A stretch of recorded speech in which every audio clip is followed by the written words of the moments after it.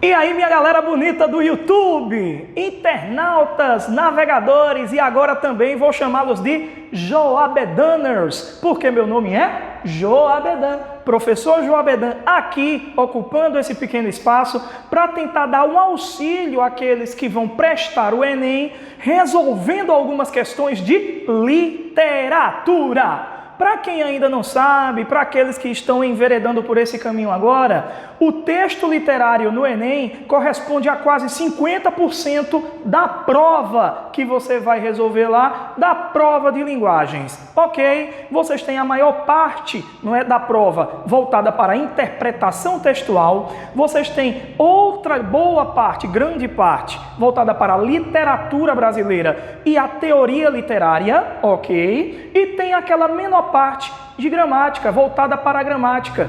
Não é à toa que quem já fez o Enem deve ter percebido questões que pedem casos específicos ou coisas específicas de gramática raramente caem, não é? A nomenclatura da gramática raramente é vista na prova do Enem. Beleza? Vamos lá, vamos para o que interessa. Selecionei aqui para vocês 6 questões que já foram elencadas no Enem. Vou comentá-las, lê-las, comentar com vocês e depois vou disponibilizá-las aqui no nosso canal para que vocês tenham acesso e consigam ver em mãos essas questões e rever essa aula quantas vezes você achar necessário, certo? Vamos para a nossa primeira questão. A questão é do Enem de 2019, bem recente. Vamos ler um trecho de Raul Pompeia, Canções Sem Metro. E o trecho diz: tristes nevoeiros, frios negrumes da longa treva boreal,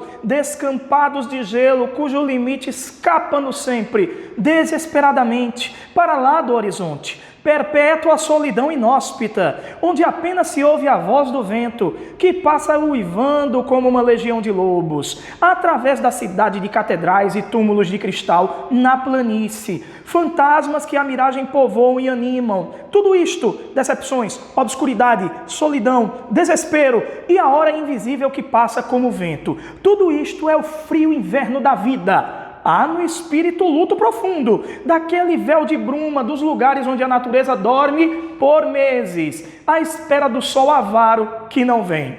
Bora lá? Do que é que o texto trata? Basicamente de emoções. E ele consegue traduzir essas emoções em palavras muito mais objetivas. Decepções, obscuridade, solidão, desespero. Pessoal, esse texto valoriza a representação gráfica na expressão de emoções. Adivinha o que é que vocês vão ver na correlação entre o texto e algum estilo? Isso é o que nós chamamos de linguagem impressionista. A impressão que o autor tem com relação à vida que ele leva e às emoções que são imprimidas em sua alma. Ok? Vamos lá. Reconhecido pela linguagem impressionista, Raul Pompeia desenvolveu-a na prosa poética, em que se observa o que seria prosa poética? A mistura de 2 gêneros literários. A forma é de prosa, porque está escrita em parágrafo, mas vocês estão vendo um conteúdo poético, subjetivo, interpretativo, valorizando os sentimentos e as emoções. Predomina nesse texto a função emotiva da linguagem e, portanto, também há um quê de função poética da linguagem. Mas qual seria a característica que permitiria você provar tudo isso que eu estou dizendo? Vamos lá. Prosa poética, em que se observa, letra A, imprecisão no sentido dos vocábulos. Quando eu falo fantasma, embora você nunca tenha visto um fantasma, o termo em si não é impreciso. Sabemos que o fantasma é uma manifestação pictórica, um desenho de algo que não é físico, de algo que é incorpóreo, tá bom? Isso não chega a ser tão impreciso assim. Não vai para a letra A, vai para a letra B, B de bola. Dramaticidade como elemento expressivo. As outras escolas literárias já foram muito dramáticas. Não há estilo literário mais dramático do que o romantismo. E esse autor está distante do romantismo. Ele era do período realista, naturalista. O texto não tem esse traço romântico não, hein? Vamos para a letra C. Subjetividade em oposição à verossimilhança. cá para nós, sabemos que a subjetividade já é típica do texto literário, independente do nosso estilo, independente da escola literária. Ela é muito generalizada, ela generaliza demais para que seja a resposta da questão. Letra D. Valorização da imagem com efeito persuasivo. Esse efeito persuasivo não é foco do texto. O autor não está persuadindo. Para persuadir, eu preciso apresentar um argumento, dissertar, convencer. Esse texto não tem essa pretensão. Vamos para a letra E e acabamos de identificar a resposta. A letra E diz: plasticidade verbal vinculada à cadência melódica. Existe cadência? Cadência é ritmo. Eu vou ler só um trechinho e você confirma para mim se tem ou não tem esse ritmo. Tristes nevoeiros, frios negrumes da longa treva boreal, descampados de gelo cujo limite escapa no sempre, desesperadamente, para lá do horizonte, perpétua solidão inóspita, onde apenas se ouve a voz do vento que passa uivando como uma legião de lobos. Gente, olha as vírgulas. Frase, vírgula, oração, vírgula, oração, vírgula, oração, vírgula. Isso sim é cadência. Isso sim é a tentativa de transpor para o texto escrito todo o conteúdo cadenciado das emoções que o texto também representa. Resposta da primeira questão vai ser a letra E. Pode marcar sem medo e vamos direto para a segunda questão, também do Enem, PPL, em 2019, pouquíssimo tempo atrás. Biografia de Pasárgada. Vamos lembrar de Pasárgada, cidade histórica que, na poesia de Manuel Bandeira, vai se configurar como se fosse um paraíso. Em Pasárgada, ele poderia fazer tudo o que a vida real não lhe permitia fazer. Afinal de contas, ele era tuberculoso e ele tinha uma vida cheia de restrições. E em Pasárgada ele poderia suprimir essas restrições e realizar todos os seus sonhos. Vamos ler o texto. Quando eu tinha meus 15 anos e traduzia na classe de grego do Dom Pedro II, melhor colégio do Brasil, segundo alguns, até hoje, na iniciativa pública. Vamos lá. A Ciropédia. Fiquei encantado com o nome dessa cidadezinha fundada por Ciro, o Antigo, nas montanhas do sul da Pérsia. Lembramos agora do grande Ciro, vocês lembram dele? Imperador persa. A Pérsia teve grandes imperadores, né? Ciro, Dario, Xerxes. No filme 300, não é? Encenado lá pelo ator global famoso, não é? Muito mais hoje mundial do que simplesmente global, Rodrigo Santoro, no papel de Xerxes, Xerxes, tá bom? Vamos lá. Para lá passaram os heróis. Era uma cidade produzida, feita para uma única pessoa passar o verão. O imperador Ciro, ok? A cidade de Pasárgada, lá na Pérsia Antiga, tá bom? Na Pérsia. Continuando, a minha imaginação de adolescente começou a trabalhar e vi Pasárgada e vivi durante alguns anos em Pasárgada, ou seja, fugi da realidade para um plano muito melhor, já que a minha realidade não era boa, na verdade, né? A minha realidade era ruim e eu precisava viver melhor, nem que fosse num lugar fictício. Eu quero fugir para viver melhor, beleza? A música também diz isso. Quem gosta de Skank aqui? Vamos fugir. Baby, oh, desse lugar, baby. Lembra? Vamos lá, continuando aqui, ó. Mais de 20 anos depois, num momento de profundo desânimo, saltou-me do subconsciente este grito de evasão. Vou-me embora para Pasárgada. Imediatamente, senti que era a célula de um poema. Peguei do lápis e do papel, mas o poema não veio. Não pensei mais nisso. Uns 5 anos mais tarde, o mesmo grito de evasão nas mesmas circunstâncias. Desta vez, o poema saiu quase ao correr da pena, de maneira automática, fluiu, ok? Bora lá. Se há belezas em Vou-me embora para Pasárgada, elas não passam de acidentes. Não construí o poema, ele construiu-se em mim, nos recessos do subconsciente, utilizando as reminiscências da infância, as histórias que Rosa, minha ama seca mulata, ele era da época da ama seca, da mulher que amamentava no lugar da mãe, geralmente mulata, pessoa de cor, resquícios daquilo que nós vivemos como escravidão. Me contava o sonho jamais realizado de uma bicicleta, etc. Olha aí, o enunciado da questão diz: O texto é um depoimento de Manuel Bandeira, autor da primeira fase modernista. Dá um Google aí, final da minha aula, direto para o computador, continua na verdade no computador, mas abre uma aba no navegador de internet que melhor te cabe, esse que você escolheu. Não vou fazer propaganda de nenhum deles, mas abre outra aba, digita lá Google e pesquisa Vida e Obra de Manuel Bandeira, poeta modernista, primeira geração modernista, pernambucano, um dos grandes líderes do movimento, mas que não fez tanta parte desse movimento quando ele explodiu. Tá bom? Não vamos entrar em detalhes, pesquisa lá. Bora lá. De acordo com esse depoimento, não é, do Manuel Bandeira, o fazer poético em Vou-me embora para Pasárgada, letra A, acontece de maneira progressiva, natural e pouco intencional. Eu só vou dizer duas coisas. Primeira coisa, ele aprendeu sobre Pasárgada 20 anos antes de produzir o texto. Ou seja, a produção do texto foi sim progressiva, gradual, aos poucos. Tá bom? Além disso, vocês vão perceber outra coisa, que a letra A diz representação, ou melhor, natural e pouco intencional. Foi tão pouco intencional que ele disse, eu não escrevi o poema se escreveu dentro de mim.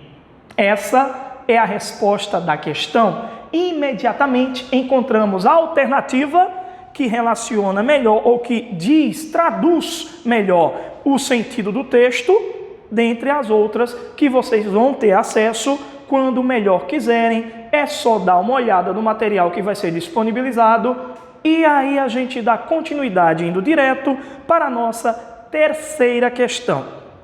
Blues da piedade. Vamos lembrar? O ritmo blues, surgido nos Estados Unidos, é um ritmo cadenciado, triste. Lembra muito a tristeza, por exemplo, do tango argentino. Tanto que o termo blue em inglês não é só a cor azul, é o adjetivo triste. Lá nos Estados Unidos, quando você for, caso já tenha ido, não é? E quem não foi, não se preocupa, você vai caso queira. Você vai ouvir alguém te perguntando, quando você estiver chorando e de cabeça baixa. Are you blue? Ou seja, você está triste? Are you blue? Você está triste? Porque não é só o adjetivo sad. Vocês sabem que blue agora também tem valor de adjetivo para representar a tristeza, tá bom? Psicologicamente, o azul é relacionado à tristeza, o amarelo à alegria, o vermelho à intensidade, como por exemplo essa que eu estou tentando nesse momento imprimir na nossa aula, tá bom? Vamos lá. Vamos pedir piedade, Senhor, piedade para essa gente careta e covarde. Vamos pedir piedade, Senhor, piedade, lhes dê grandeza e um pouco de coragem. Trecho do grande poeta da nossa música brasileira, Cazuza, beleza? Bora lá. Todo gênero apresenta elementos constitutivos que condicionam seu uso em sociedade. A letra de canção identifica-se com o gênero ladainha. Opa, ladainha, oração. E a oração é caracterizada na ladainha pela repetição. Ok? Vamos pensar direitinho? Olha só. Vamos pedir piedade, Senhor. Vamos pedir piedade, Senhor. Isso é típico das ladainhas como gênero literário. A oração, o texto religioso, tem também esse traço. Bora? Continuando aqui. Pela utilização da sequência textual. O que é que está em sequência? O que se encontra em sequência nesse texto a ponto de você dizer isso caracteriza esse poema ou esse trecho de música, já que toda música na parte da letra é também um texto literário, essencialmente poético. O que é que caracteriza isso como uma ladainha? Letra A. A sequência textual é expositiva por discorrer sobre um dado tema? Não. O texto nem tem tamanho suficiente para fazer inferências, para discorrer, para tentar te convencer. Não é um texto persuasivo. Não. Vamos para a letra B. Narrativa, por apresentar uma cadeia de ações. Não há uma sequência lógica de ações. Não há um fio narrativo. Não há acontecimentos. Errado. Vamos para a letra C. Injuntiva, por chamar o interlocutor à participação. Quando você diz vamos, você está conclamando, ok? Vamos lembrar? Vocês lembram de uma música bem famosa, que inclusive foi um grande hino contra um período, não é, militar que o nosso país viveu, entre 1964 e 1985. Uma música que diz, de Geraldo Vandré: vem, vamos embora, que esperar não é saber. Quem sabe faz a hora, não espera acontecer. Olha aí, o vem é um convite. Aqui você tem vamos, outro convite. A linguagem injuntiva é sim. Clama pela participação? Sim. Resposta da questão, letra C, para você. Pode marcar. Vamos agora direto, sem medo de ser feliz, direto e reto, em caminho, não é? Digamos assim, com aquele encontro marcado com o teu sucesso. Vamos para a quarta questão. Do Enem, PPL 2018. Olhando o gavião no telhado, Hélio fala: esta noite eu sonhei um sonho engraçado. Como é que foi? Pergunta o pai. Quer dizer, não é bem engraçado não. É sobre uma casa de João de Barro que a gente descobriu ali no Jacarandá. A gente? Quem? Eu mais o Timinho. O que tinha dentro? Um ninho. Vazio? Não. Tinha ovo? Tinha. Quantos? Pergunta a mãe. Hélio fica na dúvida. Não consegue lembrar direito. Todos esperam, interessados. Na maior aflição, ele pergunta ao irmão mais novo: quantos ovos tinha mesmo, Timinho? Você lembra? Pessoal, vocês perceberam que um sonha e não lembra do sonho que teve, mas pergunta ao outro: quantos ovos tinha naquele ninho que só viu quem sonhou? Interessante, não é? E pela seleção lexical, Timinho, o Hélio, são crianças. A criança tem essa capacidade. A inocência não é um defeito, é uma capacidade que, infelizmente, o adulto perde. Vamos lá. Esse texto pertence ao gênero textual caso ou causo, típico, não é, dos interiores, das pessoas mais velhas, aquilo que guarda o registro afetivo de uma cultura dentro da língua. Bora lá. Narrativa popular que tem o intuito de, letra A, contar histórias do universo infantil. Será que todo causo é necessariamente infantil? Será que os causos, como por exemplo, histórias de pescador, vocês já assistiram ao filme baseado num texto famosíssimo de Ariano Suassuna, O Alto da Compadecida? Aquilo ali tem algo de infantil? Não, mas está repleto de causos. Então, nesse caso, ignora, vamos direto para a próxima alternativa. Relatar fatos do cotidiano de maneira cômica. Será que nesse texto você encontra algo de cômico? Há comicidade? Quando um menino diz: eita, pega, no meu sonho eu não lembro não se lá tinha, quantos ovos tinha naquele ninho. Timinho, vem cá, quantos ovos tinha lá no ninho? Peraí, quem teve o sonho fui eu. Eu não posso perguntar ao outro. Se eu pergunto outro, eu causo sim a situação cômica. Em inglês, sitcom, a situação cômica. Ok, resposta da questão, letra B de bola. Vamos direto para a nossa quinta questão. Do Enem 2018 também, dia 20/10. É preciso não beber mais. Não é preciso sentir vontade de beber e não beber. É preciso não sentir vontade de beber. É preciso não dar de comer aos urubus. É preciso fechar para balanço e reabrir. É preciso não dar de comer aos urubus, nem esperanças aos urubus. É preciso sacudir a poeira. É preciso poder beber sem se oferecer em holocausto. É preciso não morrer por enquanto. É preciso sobreviver para verificar. Não pensar mais na solidão de Rogério e deixá-lo. É preciso não dar de comer aos urubus. É preciso, enquanto é tempo, não morrer na via pública. Gente, é preciso. Ou seja, é urgente, faça agora. Quem produziu o texto? Torquato Neto, poesia impopular. Torquato Neto, que viveu o período da repressão do regime militar no Brasil, e esse texto, bem como outros que ele produziu, tem também o que nós chamamos de arte engajada, a denúncia, o texto como denúncia. Bora? O processo de construção do texto formata uma mensagem por ele dimensionada, uma vez que, letra A, configura o estreitamento da linguagem poética. A linguagem poética aqui não é estreitada. A linguagem poética aqui não por isso está relacionada à mensagem. Porque a mensagem de faça agora, não deixe para depois, pode ser vista tanto em poesia quanto em prosa. A letra A não condiz com o que o enunciado nos pede. Vamos para a letra B. Reflete as lacunas da lucidez em desconstrução. Não, pelo amor de Deus, não é um louco que fala aqui. É um homem que anseia por liberdade e pede que todos tenhamos o mesmo anseio. Ok? Vamos direto para a letra C. Projeta a persistência das emoções reprimidas. Há quem diga, o professor, tem emoção? Tem. Emoções reprimidas? Sim. Mas olha o final do texto. É preciso não pensar mais na solidão de Rogério e deixá-lo. É preciso não dar de comer aos urubus. Ele pede que você dê vazão às emoções. Então não é essa. Vamos lá, letra D. Repercute a consciência da agonia antecipada. Mas peraí, que agonia é essa? A agonia da falta da liberdade.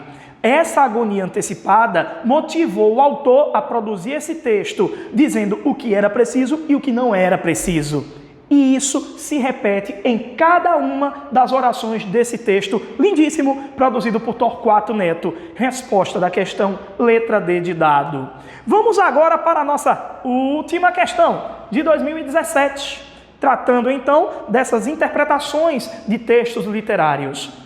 Sou um homem comum, brasileiro, maior, casado, reservista, e não vejo na vida, amigo, nenhum sentido, se não lutarmos juntos por um mundo melhor. Poeta fui de rápido destino, mas a poesia é rara e não comove, nem move o pau de arara. Quero, por isso, falar com você, de homem para homem, apoiar-me em você, oferecer-lhe meu braço, que o tempo é pouco e o latifúndio está aí matando.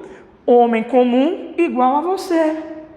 Vamos lá? Continuando o texto, que é bem forte, texto de Ferreira Goulart. Último trecho, ele vai trazer uma grande dica, que na verdade é uma espécie de alerta.